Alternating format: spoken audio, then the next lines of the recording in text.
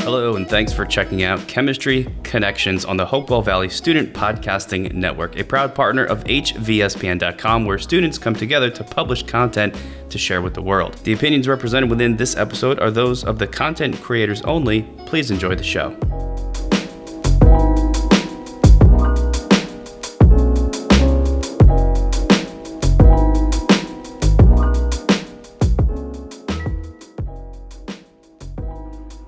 Hello and welcome to Chemistry Connections. My name is Dominic Chila and I'm your host for episode number 6 called Chemistry Behind Vinyl. Today, I will be discussing the history of vinyl records, how they are made, and how the sound is created. Vinyl records have been around for almost a century and still continue to grow in popularity. In the 1930s, they began as a way to share the love of music with one another, and it blossomed into millions of people collecting vinyl records in order to preserve the original sound of music as the world became digitalized. When cassettes, CDs, and MP3s came out, many people decided the age of vinyl had come to an end, and they decided to go fully digital. After decades of digitalized music became the go-to form of music, vinyl saw a resurgence in the late 2010s. January of 2017 had the highest number of vinyl records sold in 1 month since 1991. 2017 marked the 10th consecutive year of vinyl growth, partially thanks to indie rock, the emergence of more record stores, and the novelty of the format. Today, vinyl records continue to grow in popularity. In today's podcast, I will now walk through how vinyl records are made as well as how they are able to produce sound. Vinyl records are made of a chemical compound called polyvinyl chloride, or PVC. PVC is considered a plastic due to its malleability and plasticity in its solid state of matter. In PVC, a CH2 molecule is bonded to a CHC molecule through a double bond between the carbons. The intermolecular forces between molecules of PVC include dipole-dipole and London dispersion forces. London dispersion forces occur between all molecules.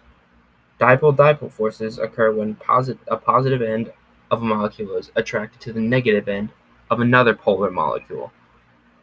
Since PVC is polar, it is able to produce dipole-dipole forces, but it is unable to perform hydrogen bonds because it does not contain nitrogen, oxygen, or fluorine in the atom.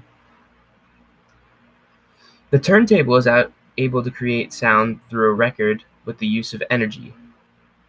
When a record spins, it creates sound energy in the form of vibrations that get converted into electrical energy signals. These signals are fed into electronic amplifiers. Electric amps vibrate and feed the resulting sound into speakers, which amplify it and make it louder. You may be asking yourself, how does this relate to chemistry? Well, you'll see.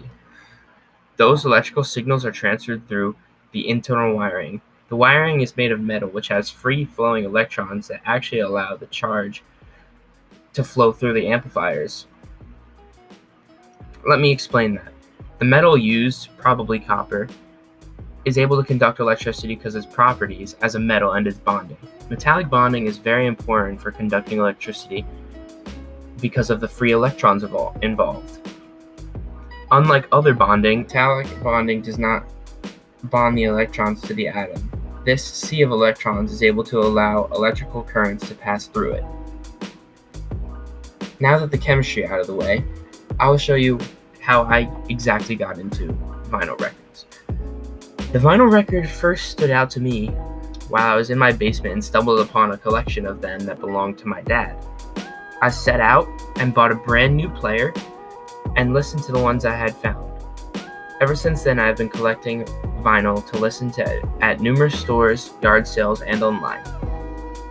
I think it is important to keep vinyl records around because even though times are changing very fast, It's always good to remember the past and keep nostalgic items in your life.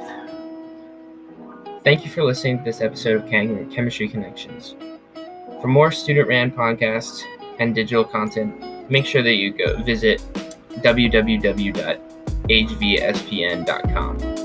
Thank you.